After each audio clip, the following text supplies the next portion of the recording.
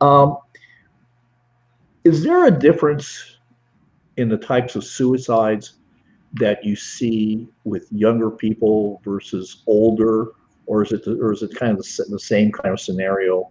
What's your perception on that? Well, women attempt suicide 3 times as often as men. And the reason that men die more often is because they use a gun. Mm-hmm. There's generally no coming back from that. So even though 3 times as many women attempt, more men die by suicide than women. Suicide rates and the self-reported incidence of major depressive disorder in teenagers spiked in 2012 and it's been going up ever since. And in 2012, smartphone ownership in the U.S. passed the 50% mark. At that point, more than half the people in the U.S. had a smartphone.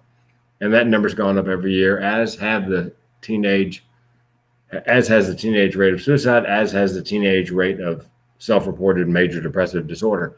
Teenagers nowadays spend about 40% less time face-to-face with their peers, like we used to hang out at the mall or whatever. Sure. They spend 40% less time, and that time they spend, in their bedroom or whatever, staring into the smartphone. So you get a lot less of the human connection with, there's no direct correlation between smartphone ownership, depression, and suicide. But I believe there's a connection. I don't think it's a coincidence.